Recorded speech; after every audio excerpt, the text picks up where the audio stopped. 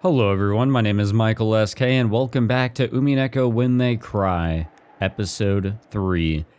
Eva Beatrice has been drawn out of the story and into, I guess, outside looking in, where the players are, with the game. I don't know what all of this is called. I've been calling it like inside and outside the scope of the story, but we've dragged her out, or I think Battler has, somehow. Hopefully so we can get rid of her forever, and she doesn't ever have to pop up again in future episodes. That's what I'm crossing my fingers on, though I do have to wonder, where is this going? Because at the end of the last video, Battler was just shouting his usual, it's useless, oh God, oh holy Jesus, it's useless, or whatever, and now we're here. We kind of just pulled her out. The thing is, she was about to kill off Jessica, who was being able to have a final moment with the ghost of Kanun, however that worked. And that was all thanks to Beatrice. Beatrice actually risked her life in the scope of the story in order to give them that moment. So, now we're here, somehow.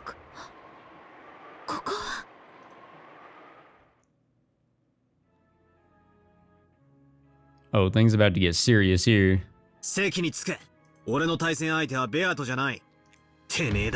Oh. バトラ、これは何の魔法なの？どうでもいいわ、知ったことじゃない。死してしまい。45。Oh man, they're here too. 410了解。死ね、バトラ。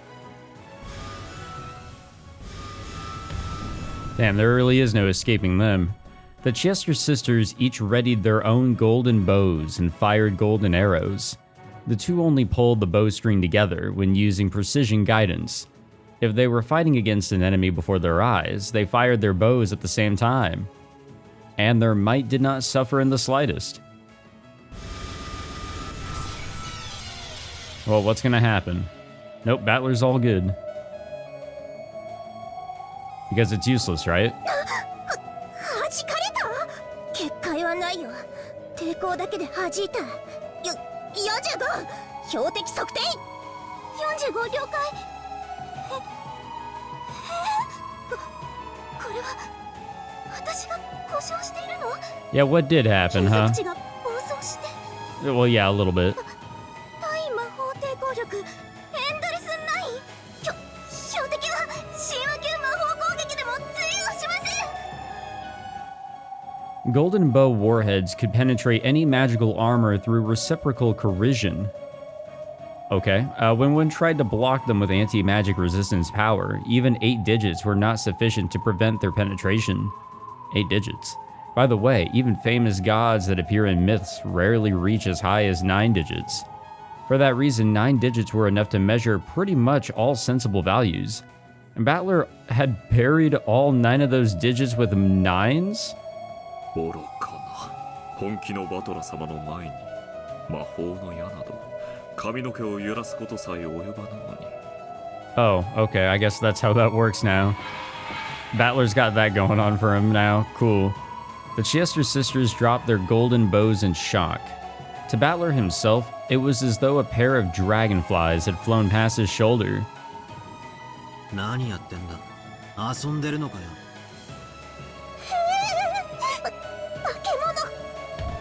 Ironic. ザコは下がっていろ。席につけ。このてめえの化けの皮は俺が剥ぐ。 Oh, they're just gone. Cool. Probably for the best. The Chester sisters couldn't hide their fear at Battler's ferocity, and they backed up as though they had been struck. Beatrice watched this scene in shock. これはバトラ。何の？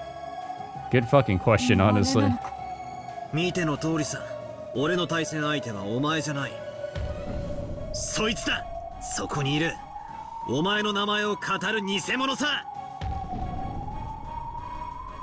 Guys, I have no fucking idea what's happening anymore. 俺は魔女と戦っている。 The whole idea that was kind of established at the end of episode 1, really established in the beginning of episode 2, has kind of just been fucking thrown and broken against a wall. そして And in trying to restore that, we just got a weird mix of crazy bullshit that I can't even explain straight to the end. Even on the magic side, where things are supposed to be easy to, understand, and because it's all being shown to us. Then Battler's eyes grew as sharp as blades as he stared down the cruel witch. 何が魔法だ、何が魔女だ。てめえは魔女じゃない。俺が化けの皮を剥いでバラバラにしてやるぜ。ワルギリア、戦闘準備だ。了解しました。準備よし。いつでもどうぞ。 Good thing we still got her on the, outside the scope of the stories and all that. And Beatrice is alive, so that's cool. Beato looked at Battler timidly. She still hadn't been acknowledged as his opponent. Was she qualified to watch the game board from the sidelines? Beato, 下がってみてろ。俺がハグ。このエセ魔女を徹底的に分解してやる。こんな奴を魔女とは名乗らせられねえ。お前は本当の魔女の名誉を守った。わらわはその。何も言う必要はない。黄金の魔女の名は決して安っぽくないってことをお前に代わって教えてやら。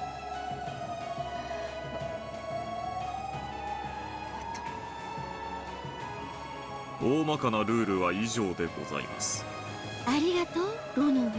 大体のルールは分かったわ。なるほどね。魔法では勝てないから魔法以外で決着できる世界で私に一騎打ちを挑んできたわけね。愚かな連中。へりくつで私に勝てると本気で思ってるのね。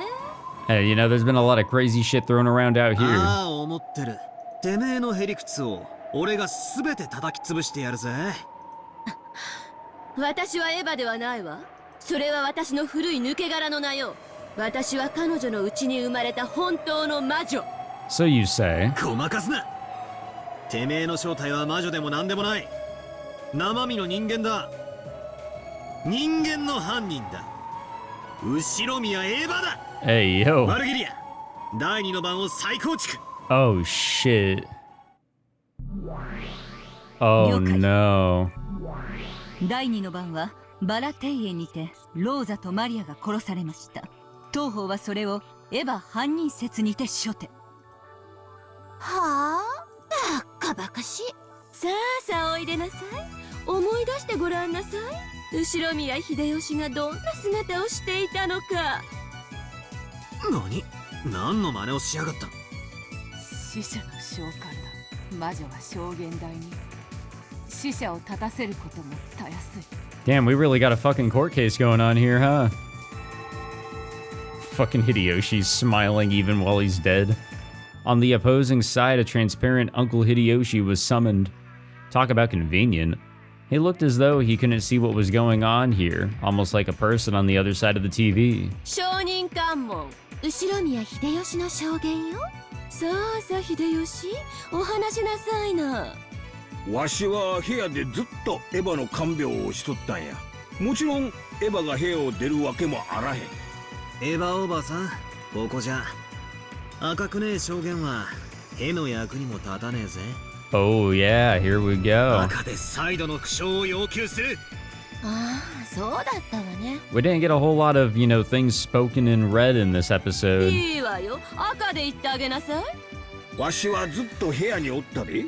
事件の前後の時間帯は全てや。 Okay, but that leaves out the biggest fucking thing here. さあほら、これでエヴァが犯人ってことはありえなくなったわよ。どうかしてくれるのかしら。バカバカしい。くだらなさすぎて。ベアとは一度たりともこんな子供だましな一手を打った。 Yeah, that one was way too obvious. Come on. 副賞要求。エヴァおばさんも事件前後の時間帯は全て部屋にいた。秀吉おじさんはただのアリバイ工作員だ。あんたはおじさんに留守番をさせてこっそり部屋を抜け出していたんだ。そうでないならこいつが赤で言えるはずだぜ。復唱拒否。 Oh yeah, I wonder why. 秀吉の証言だけで十分よ。それを復唱する必要はないでしょ。降りてきましたね。容赦は無用です。これでチェック。ああ、いただきだぜ。ちょろい相手だ。 Damn, Battler's gotten fucking good at this shit. チェック。秀吉おじさんは終始部屋を出なかったろうさ。しかしあんたを看病していたというのは真っ赤な嘘だ。よってあんたのアリバイは存在しない。あんたには部屋を抜け出してローザおばさんたちを殺すチャンスがあった。かわせるってんなら赤でエヴァおばさんは部屋から一歩も出ていないと宣言してみろ。できねえだろ。チェックメイトだ。 Damn. 何よそれ。 That was easy. わけがわかんない。悪いなおばさん。たとえルールに不慣れであっても全力で叩き潰すのがこのゲームの流儀だぜ。なあベアト。魔女側リザインでございます。次のゲームに進みましょう。 Alright, will do. 続きますは第4から第6の番でございます。 The thing is that in those twilights, nobody was watching over Eva. Or at least I'm pretty sure nobody was. She was up in her room alone, right? It seemed that the witch still didn't understand how to make a winning move, and she lost her composure and irritation. She was probably also angry that a shot had been taken at her while she still didn't get what was going on. However, I won't go easy on her at all. Just like she didn't go easy on the victims at all, I won't go easy on her. ワルギリア、次の事件だ。親父たちの事件を再構築。了解。ルドルフ、キリエ、秀吉の3人は屋敷へ向かい、そこで殺されました。俺からの指し手は変わらない。エヴァおばさん、あんたが犯人だ。今度は秀吉おじさんのアリバイすらねえぞ。あんたはたった一人で部屋で寝ていたと主張している。 Yeah, okay, there we go. しかしそれは虚偽だ。赤で宣言できるものならしてみやがれ。 And there was also the bit, which I didn't think it was important at the time. Somebody threw it out in the comments, and it, you know, as we went on further and further, and here we are, Hideyoshi actually did admit that Eva found the gold. He actually brought that up, but she never told anybody, right? He shouldn't have known. Nobody should have known except for Rosa, but Rosa was killed. So, you know, here we go. What did Hideyoshi mean by that? なら教えてよ。エヴァはただの女よ。そして殺されたのは銃を2丁も持つ大人が3人よ。彼女がたった一人でどうやって殺したというの？狂気の杭でどうやって？話によく出る杭の射出機ってどんな構造をしているのよ。それを説明してよ。それが説明できない限り I love how worried she looks. It's great. エヴァに殺人が可能だったことにはならないわよ。説明拒否。悪魔の証明だ。説明不能だからといって未知の殺害方法もしくは未知の凶器の存在を否定できない。つまり俺が杭の射出機の構造を説明できなくてもその存在を否定することにはならない。何よそれ。 Yeah, this is the kind of bullshit that we've been throwing around here for really the first part of episode 3 and, you know, quite a bit of episode 2 when the Devil's Proof was first brought up. 悪魔の証明。同じく悪魔の証明。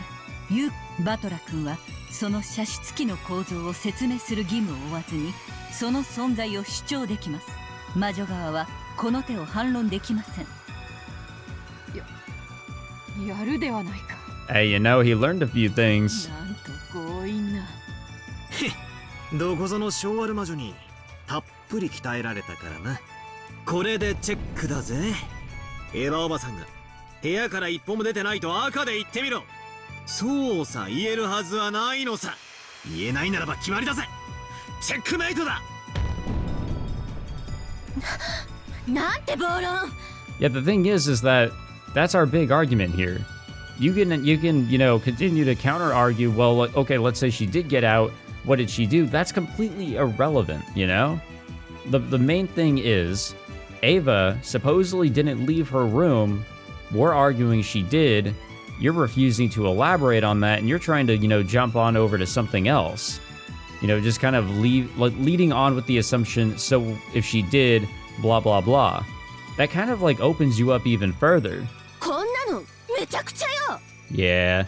そういうルール Gotta の love ゲ these ームでござい logical ます fucking games, right? まずは紅茶でもいかがですかな。美味しいクッキーもございますよ。 God damn it, Renobe. いらないわよそんなの。あーイライラするわ。魔法で勝てないからってこんな卑怯な戦いで。イラつくなよ。紅茶でも飲めよ。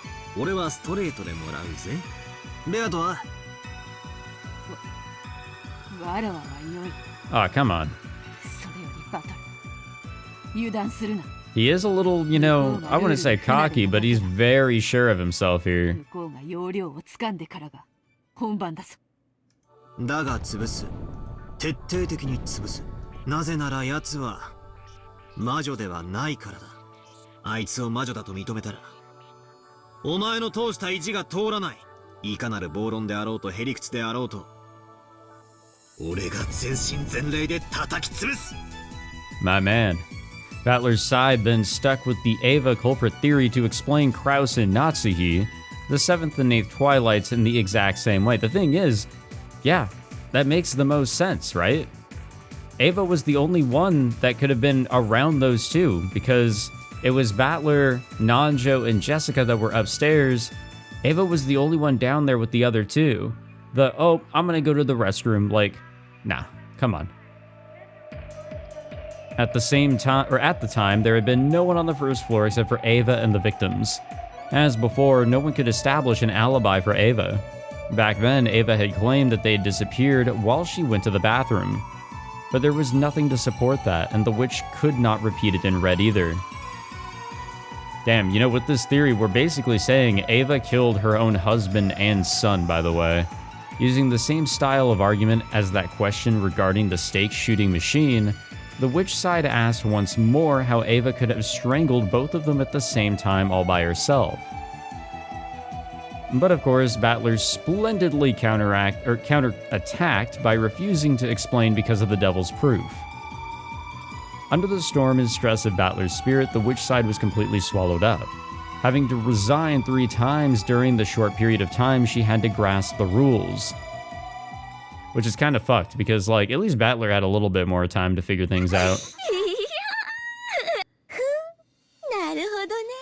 ようやくコツが分かってきたわ。もうあんたの思い通りにことは運ばせないわよ。 Okay, we'll see about all that, you know? 今度は私から仕掛けさせてもらうわ。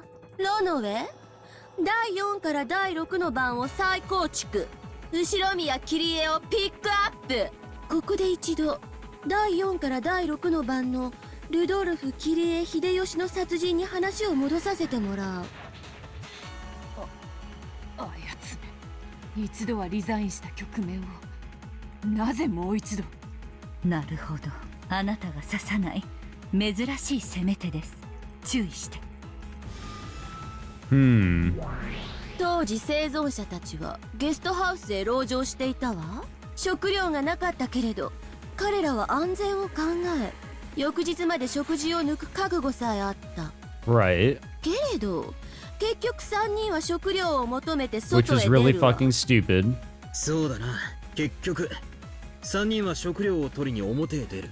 The thing is, Hideyoshi probably felt bad for his wife and wanted to be able to feed her so that she could, you know, feel better.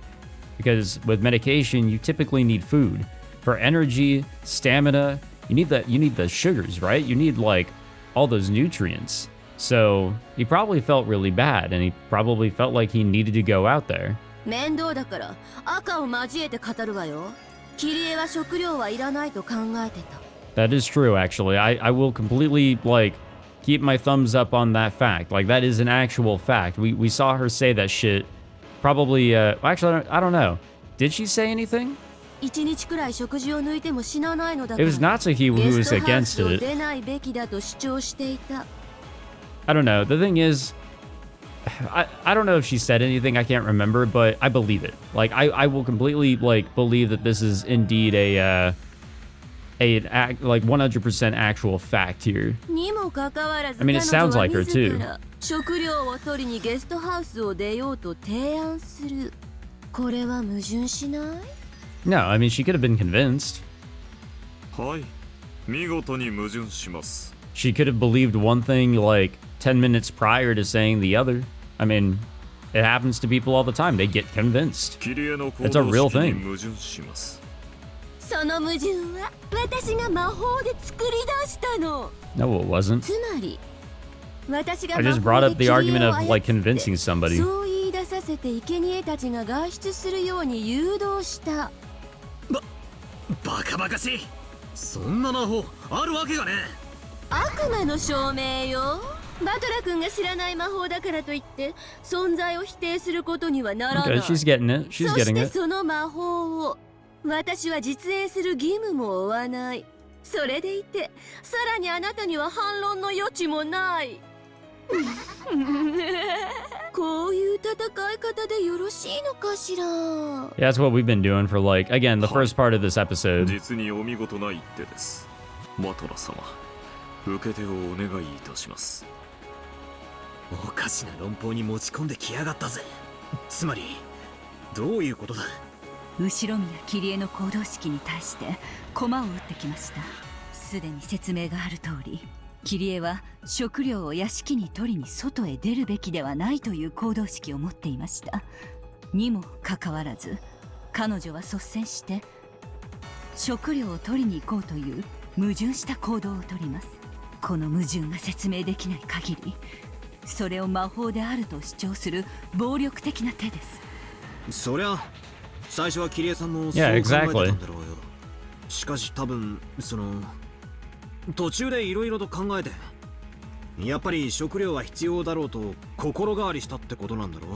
She probably saw that it was as he said, it was necessary. She probably thought it was a necessity for the kids, probably a necessity for Eva, who was, you know, fucking dying of a fever. いざという時 Which, by the way, somebody brought this up in the comments, but you know, very interesting that her fever is like not really affecting her now all of a sudden, right? Like ever since we went back to the mansion, our group of 4, however many we have left, like, yeah, no fever symptoms. She's trekking along. She's not bedridden anymore. その心変わりが魔法によるものだと主張しているのです。つまり非常に困難なことですが、桐江が心変わりした理由を説明しなければならないのです。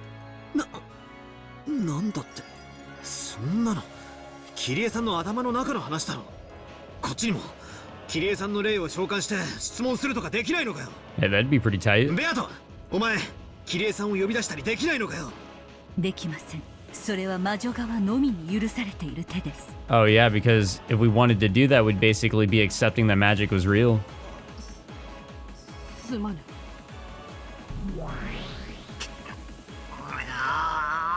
くそ、多分だな。その俺たち子供のことを考えて、やっぱり See, that's 食料 what が I'm 必要だろう thinking. と総合的に考えて。それを客観的に主張しなければなりません。桐江がある理由により食料がやはり必要であると心 See, 変わ I'm りした trying to remember if she 具体 actually 的 did な say 証拠が必要 something, です。 or if she had a discussion with somebody that actually led her to changing her mind. 例えばそう証言したのを誰かが聞い Yeah, たとか、 exactly. 何かに書き残したとか。 I just can't seem to fucking remember. I don't think anything 残 was 念だけど explicitly そ said. の心変わりの理由は誰にも語られておらず、また記されてもいない。 So it's probably all in her head. よって桐江の頭の中で何があったのか、あんたには憶測することしかできないの。 Yep.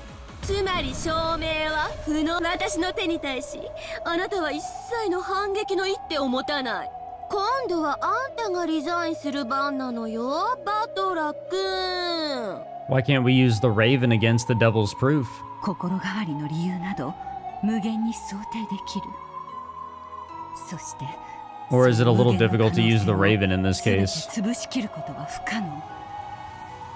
肉々しいほどにマトラ様にこれを切り返す方法があるとすれば、多分あの手だけかと。その手とは何なのか。さて、どのような手でございましょうね。 Come on, we were talking about お it 嬢様 so の many 得意な手だっ times. たような気もしますが、私は思い出せません。ケチケチしないで話せ。ベアトリーチェ、自らの思考を停止させる者に与えられる答えはありませんよ。考えなさい。あなたなりの考えで。とっととリザインしたら、ついでにさらに赤で追い詰めてあげるわ。桐江はね、死ぬ最後の瞬間まで食料を取りに行かないイコール屋敷に行かないという行動式を維持していたわ。 Wait, what do you mean? Not going to get food equals not going to the mansion? So she still had the idea of that in mind. So maybe she regretted it? にもかかわらず率先して屋敷へ向かったわ。台車を押して食料を運ぼうとしたわ。 Wait, hold on. Let me go back up a little bit here. Let me go back here to... Wait, was there more red? God damn it. Wait, here we go. So she didn't think that they needed food, but then she claimed that... Yeah, okay, and then she suggested that they leave the guest house to get food. So that did happen. So even so she thought it was a bad idea, she suggested it. She didn't think it was ever a good idea to go get food. I don't... I mean, it's still a contradiction, but it's not as big of one. その矛盾はなぜ？ And maybe not necessarily a change in mind, but like, it must have just been the circumstances. She thought it was a bad idea all the way to the very end, but she thought they might as well go together and get food because of something. 私が魔法で操ったから。 Even so, she 100% thought it was a terrible idea and that they should not do it. これこそが私の魔法が実在し、私が魔女である証拠なの。うるせえ、黙れ。心変わりでさえないっていうのか。キレ様、死ぬまでずっと食料はいらない、屋敷には行かないと思ってたなら、なんで自分から進んで食料を取りに行こう、屋敷に行こうなんて言い出すんだ。 I wonder. Maybe it was for a different reason. Maybe she said it because she wasn't thinking that they needed to go get food, right? Maybe she said it for a different reason. 魔法でキリエさんが操られていたっていうのか。 No, not with magic, but そんな why would somebody say something if they mean the opposite? どうやってこの魔法を打ち破ればいいんだ。キリエさんがここにいてくれて、一言心変わりの理由を言ってくれれば、いや、心変わりすらしてないとどうすりゃいいんだ。人間側には反撃できる一手がねえ。このゲームって知れば知るほどに魔女に有利なルールよね。 No, it definitely does favor the, you know, the witch's side in this lovely, beautiful game here, because the magic perspective is what's always been shown. たとえいくつの局面で負けた Of と course して your も、 side is going to たっ benefit. た一つだけ勝てれば、それだけで魔女は存在を誇示できる。つまりバトラ君には完全勝利以外に魔女を否定する方法はないの。ここまで私のことを散々エヴァ呼ばわりして追い詰めてきたつもりのようだけど、あなたの尊敬するキリエさん一人の頭の中の話だけで全てがひっくり返っちゃうなんて。しちゃいなさいよ、リザイン。認めちゃえば、負けちゃえば。 I mean, it's just one round, honestly. But we don't want to give it up no matter what. 人間には証明不能だ。死者が何を思って行動したのかなんて推測の域を出ない。しかも推測程度じゃ魔法を否定できない。魔法を打ち破るためにはキリエさんがどうして心変わりしたのか客観的な証拠を。でも畜生、どうして食料が欲しいと心変わりしたのか、その証拠は Well, she didn't 存在 change し your ないと mind. 赤で言われちまってる。 She 100% did not change her mind. Her mind was set, but she still suggested that they go. どうすりゃいいんだ。バトラス様、リザインってよ。食料を取りに行かないイコール屋敷に行かない。でも実際には矛盾したこのキリエさんの考えをどう理解すればいいんだ。理解なんか She でき suggested ない it for わ a よ。 different reason. 理解不能、解釈不能。その闇は That's 全て that's 魔 what 女 I'm のも fucking のだも locking の。 in on. I can't think of anything else personally. さあさ考えても無駄よ、おやめなさい。あなたに魔女を否定することなんてできやしない。だって私はこうして存在するんだもの。 Unless she knew. What if she knew? What if she knew that Eva was the culprit? And she thought, well, in that case, let's pull Hideyoshi away from her. And that's why she suggested what she did. To the very end, she thought it was a bad idea to leave the guest house, to go to the mansion, right? Because that's basically putting yourself out there. You're now a clear shot. But she did it to separate them, maybe. 私こそは黄金の魔女。そこにいる元の魔女から名前を奪 And い then we 取っ saw た。 what happened here. あなたに私がベアトリーチェであることを否定などできないのよ。Yeah, let's not forget too much on what happened prior, you know, or what we had talked about prior. Eva definitely left her room. その名を語る資格は What she did specifically, hard to say. なのにそれを否定する手が思いつかねえ。 Battler could no longer counter this witch, who was laughing insanely in triumph. He didn't want to give up, but no move appeared, excuse me. He ground his teeth, making fists with both hands. But even so, he couldn't think of a brilliant counterattack. バトラ様、制限時間を切りますが、 We got time limits? よろしいですか?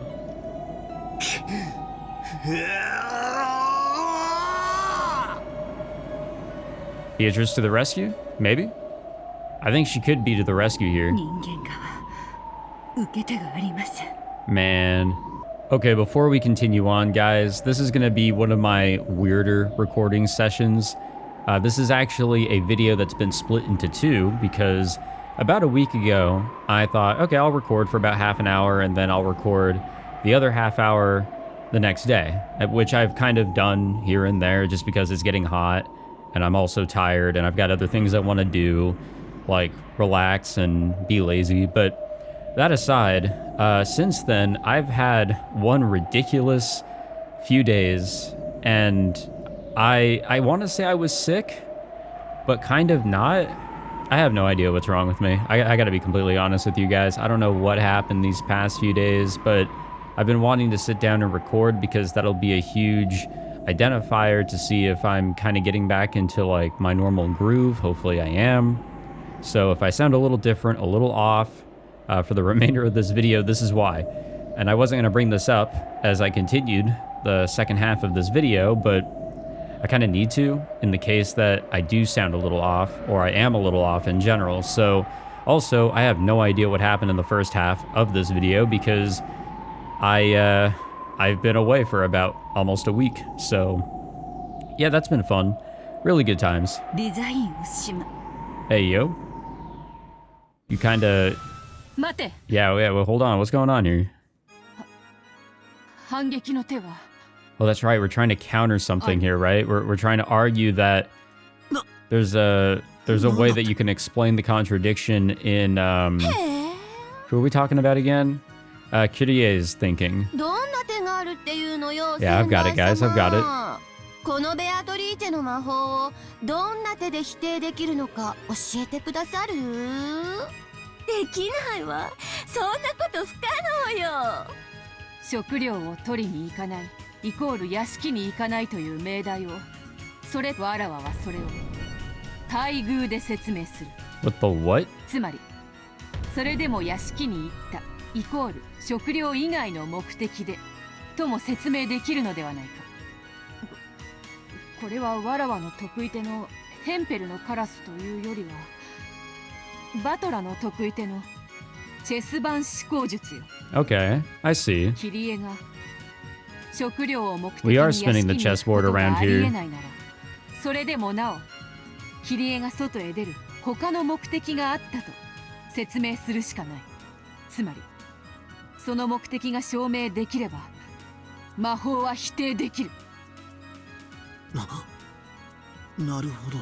食料を目的に屋敷には行かないが他の目的があってそれを偽るために I think I was saying earlier that she may have known something was like different, something was wrong.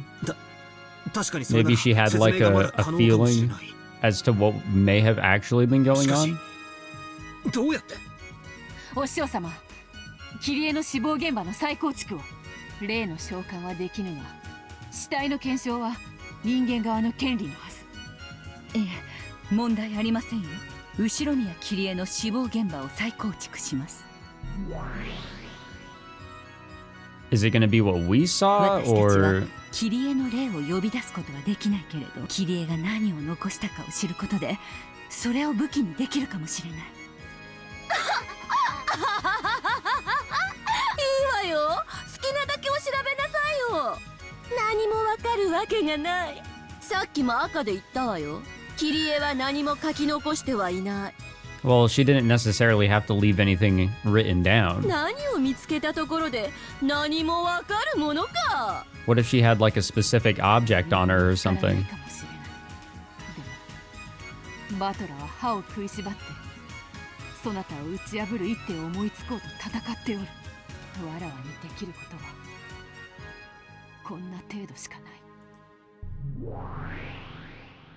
Okay, goodbye. And welcome back. Beatrice landed on her feet in the reconstructed hall, approached Kirie's corpse, and wandered around observing. 人間側の戦い方は今一つ勝手がわからぬ。 Don't worry, so are we. 確か物証が必要だったか。なれば何を探せばいいのか。大ベアトリーチェ教ともあろうお方が床に膝をつけて這い回ってみっともなく死体あさりとはね。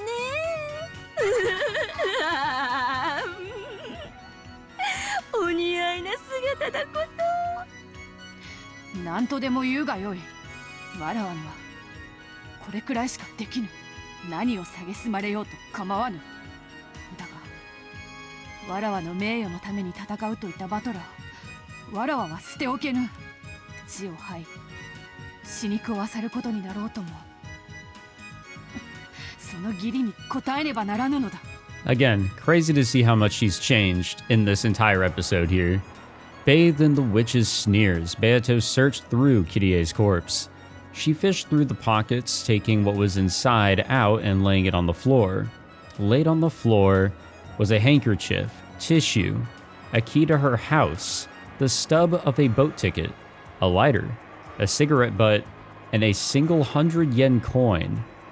There was no special suspicious object. Although Beato was down on all fours and being sneered at, this was all that she could find. I mean, are any of those objects kind of out of the ordinary for her? なーに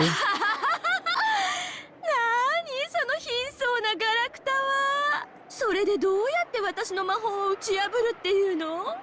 くだらないくだらないバカみたい。勇ましいことを言って割り込んでおきながら、その低たらくは何なの？ああ、情けない、恥ずかしい。へそかんで死んじゃえば。 The witch fell over laughing, lambasting Beato. Beato hung her head, trying to withstand the shame. お嬢様、検証は十分ですか？これ以上何も見つからぬ。 Is Battler paying attention 以 to 上 all の物 this? 証から何か反論の一手は出ますか？出なければ人間側リザインせざるを得ません。当たり前でしょ。何も反論の余地なんてないのよ。 Even when partially 私は魔女だ transparent. もの。私の魔法は打ち破れない。あんたはもはや元魔女でしかないのよ。ベアトリーチェを名乗ることも許されなくなったただの負け犬なのよ。さあ、そのゴミやガラクタを好きに積み重ねて私の魔法を打ち破ってごらんなさい。できないでしょ。できないわよね。それはなぜ？私が魔女だからよ。あんたは名前さえ持たない負け犬だからよ。 I mean, she's had the name on her, on the dialogue box this entire time. I mean, I'm not going to throw that, that fact away. 何かあるはずなのだ。くじけぬ。くじけぬぞ。どれほど嘲笑われようとも。わらわの名誉のために戦うバトラ。バトラの名誉のために。I've been really just appreciative and surprised of how much Beatrice has changed in this episode, but We should also really consider Battler, who we haven't really seen too much of. You know, it used to be, back in episode 2, a pretty frequent back and forth with the story and the two of them arguing. But here we just don't really see a whole lot of that, so, you know, it's that gap where we saw that Battler was a little bit more composed this time around after meeting and working with Regalia. As Beato held back tears at the words of humiliation that she was being showered with, she tried to find if Kirie was holding something else, to find something that could save Battler from his plight. Searching earnestly. However, nothing more came up. くそ、頼む。後宮桐江、そなたの息子の窮地を、そなたが救わぬわけがない。頼む。死してなお。We should really be searching Hideyoshi, honestly. However, Kirie's body did not answer. It was only natural that a corpse would remain silent. No dead person existed that would answer Beato, who had lost the endless magic. 無駄よ、無駄無駄。死者をもてあそべるのは魔女だけの特権よ。魔女でもなく、そして人間ですらないあんたに力を貸してくれるものなんてどこにも存在しない。あんたは永遠に一人ぼっち。魔女にも人間にも味方はなく、誰もあんたを助けてなんてくれないの。悔しければ泣いちゃえば。No, only the Seagulls do that. 役に立てなく And the てごめんな Higurashi. さいって詫びちゃえば。I hate that I did not get rid of this fly before I started recording, by the way. Hopefully that thing stays away from the old microphone. It sometimes happens, especially in the summertime. Which it now is. いや、十分だ。 Did you see something? ありがとう。ベアト、お前の努力を俺は無駄にしない。慰めなどいらぬわ。このガラクタの山で一体何を反論できるというのか。あやつに嘲笑われてまでかき集めたこのガラクタがどうやって一矢報いれるというのか。In front of Beato, who was still crawling on all fours, and hitting the pile of objects Kirie had left behind with her fist, Battler also crouched. And after patting her on the shoulder in thanks, he moved that hand to the ground, picked up the cigarette butt, and held it up over his head. She's not a smoker, is she? Or is she? God damn, that fly is getting a little close here. キリエさんはタバコを吸わない。 Well, there we go. But Kirie also had a lighter on her.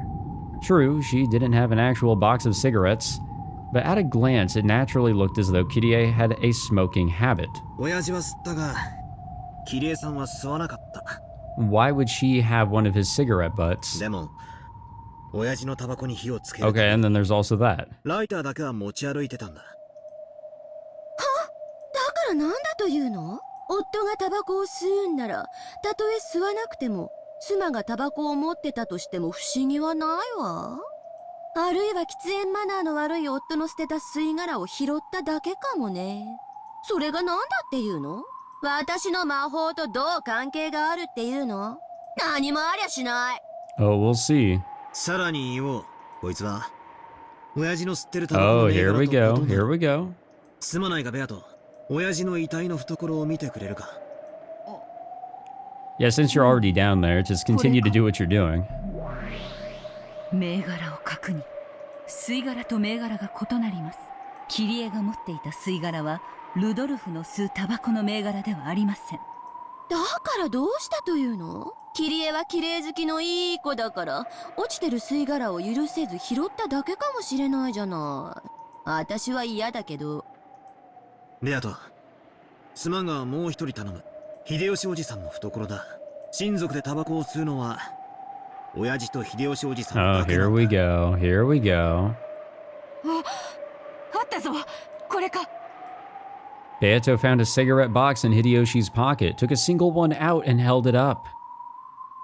銘柄を確認。吸い殻は秀吉の吸うタバコの銘柄と認めます。だからなんだというの？ Yeah, why are you getting so freaked out? 秀吉の吸い殻がキリエのポケットから見つかると、私の魔法がどう破られるっていうのよ。そうさ。この吸い殻がキリエさんのメッセージだ。いや、この吸い殻こそがキリエさんがゲストハウスを離れた理由なんだ。レアト、ありがとう。お前がこいつを見つけてくれなかったら俺はここで屈していた。 Wait, what does this mean necessarily? ワルギリア、 Oh, here we go. 状況を再構築。第2の番、ローザおばさんたちが殺されたことが発覚した後のゲストハウスだ。了解。再構築します。ローザ、マリアの死亡後、残った生存者はゲストハウス内すべての戸締まりを再確認、バリケードを構築、牢城の結束を再確認。何も不審なところなんかないじゃない。何が言いたいの？第4の番以降の話をしているのに、なんで第2の番の直後を蒸し返すのよ。Whenever they saw the corpses, we don't necessarily know who went out there. It could have been everybody, right? It could have been the whole family, maybe minus the kids. Probably Nanjo went out. But if everybody went out there, you know, why would any of them have been smoking? Let's say that that's where the butt was actually picked up. 親父は携帯吸い殻入れを持ち歩いてる。キリエさんがわざわざ自分のポケットに吸い殻を入れる理由がようやく見えてきた。その吸い殻に意味があるからさ。その吸い殻こそがキリエさんが俺たちに残したメッセージだ。聞こうじゃない。その吸い殻一本でどうやって私を否定してみせるというの？聞いての通りだ。第2の番以降、ゲストハウスでは全ての部屋の点検が行われた。この時キリエさんはあってはいけない場所にあってはいけないものを見つけたんだ。あってはいけないもの。 I think we've heard this sort of argument before. 何なのか。こいつさ、この吸い殻さ。こいつが秀吉おじさんのいた客室の灰皿に置かれていたんだ。Okay. はあ？灰皿に吸い殻があってどうおかしいってのよ。おかしいのはあんたの頭の方じゃないの。エヴァおばさんは大のタバコ嫌いだ。そのおばさんが体調を崩して寝込んでるのに吸い殻があるわけがないんだ。Okay. しかし灰皿には吸い殻があった。それを見たキリエさんはすぐに気づいたんだ。秀吉おじさんは嘘をついている。本当はエヴァおばさんは寝込んでなんかいなかった。部屋を抜け出していたんだと気づいたんだ。復唱要求。この吸い殻はエヴァおばさんたちが休んだ部屋の灰皿で揉み消された。拒否するわ。 Oh, I wonder why. ようやく掴んだぜ。Interesting. ありがとうよ。 So it's not necessarily that he smoked while they all went outside, or whoever went outside to see the corpses and whatever. No. Hideyoshi was straight up smoking, supposedly next to his sick wife. Which doesn't make sense, right? 役に立てたのか。ああ、そうさ。吐くぞ。俺たちでエセ魔女の化けの皮を剥いでやれ。 From that cigarette butt, Kirie realized that Hideyoshi was creating an alibi for Eva's sake. Hideyoshi had been tasked with watching over the room to create an alibi, and during that time he was unable to withstand the tension and smoked. Then, Kirie had confessed that to Rudolph. She confessed that there was a good chance Eva was the culprit, and Hideyoshi was an accomplice. そしてキリエさんは食料を取りに行こうと提案する。 Even so, she highly was against it. そして秀吉おじさんにその手助けを頼む。これが意味するところはただ一つだ。キリエさんは秀吉おじさんを隔離して、 And this can also connect to how he was completely, seemingly aware of the fact that Eva had found the gold. As he was talking to the Eva Beatrice. 魔女側はこの一手を迎え撃てない限り、キリエを操ったと称する魔法の存在が否定されます。なんですって？否定するわよ。とにかく否定するわよ。私じゃないわ。後ろ宮エヴァじゃないわ。エヴァは部屋で寝てたのよ。ならば言ってみろ。ああ、言えやしないさ。今度だって言えやしないさ。 Damn. I love it when Battler's able to turn the power of speaking in red against his enemy. It was beautiful back in episode 2, 後ろ宮エヴ and ァ we're seeing it again here in episode 3. 部屋から一歩も出ていない。なんなのよこれ。攻めていたのは私でしょ。なんで私が攻められる側になってるの。いつの間に攻守が逆転してるのよ。問い詰めてるのは私なのよ。この魔女である私がなぜに。繰り返す。副将要求。後宮エヴァは部屋を出ていない。言えるわけがねえんだ。チェックメイトだ。 God damn.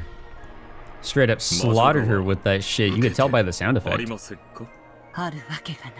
虚実にて着飾った偽りの魔女に受けられる真実などありはしない。本当の魔女、貴様に名乗る資格はない。貴様は黄金の魔女じゃない。貴様は人間。後宮エヴァだ。 God damn.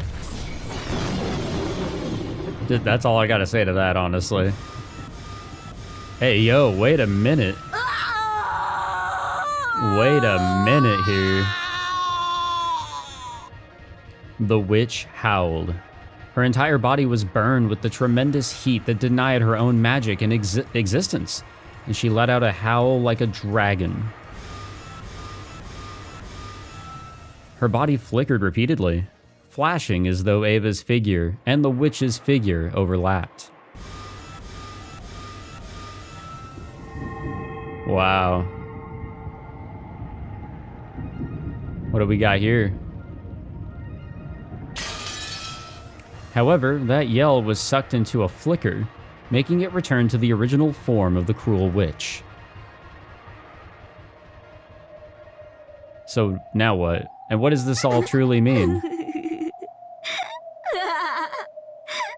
Unless she has some sort of rebuttal here that's keeping her the way that she is. いいわ。私のことを後宮エヴァと呼びたければ呼べばいいのよ。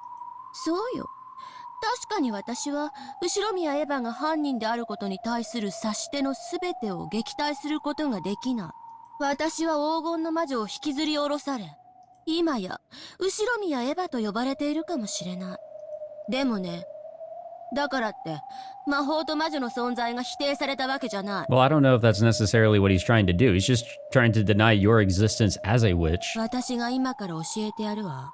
私が後宮エヴァなどではなく、人間などではなく、本当の魔女であることを今から教えてやるわ。見なさい。この赤き真実を。Ah, shit, it's her final phase.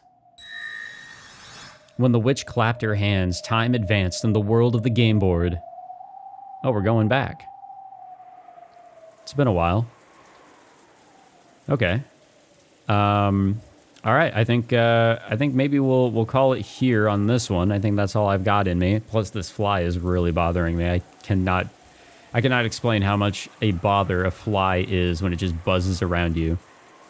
But we finally finished this episode, or this video, excuse me, which took a lot longer than I thought it was ever going to. This might actually be the longest video that's taken to record here on the channel. Actually, no, that's a lie, because I did the Grusaya thing, which was like an almost 5-hour long episode, and that took quite a few recording sessions. I don't know how many, but either way, what a gap. Happy to at least have finally finished out this recording session, and I guess we'll continue on and see what Eva Beatrice here has in stock for her final attack, or at least it does feel like one more go around. Like this is the final phase of this, boss fight here in episode 3. We're almost done. We just got to figure out how we got to do this last one, if we even can. But also, we're not quite yet at the end of the story here that's been provided to us, because Jessica is presumably still alive. Nanjo isn't. I'm pretty sure he is now dead. And then we've got Battler and Eva. Eva, who we're now saying is the culprit. Whether or not that's true, well, at least we actually have an idea, probably for the first time. So, we got that going on for us. But anyways, yeah, we'll wrap it up here. Thank you all for tuning in. Deep apologies that it took this long to record and get this video out there. If I am recovering, like I hope I am, then I should be able to record a little bit more and get back on track. If not, however, then I don't know when I'll see you guys again.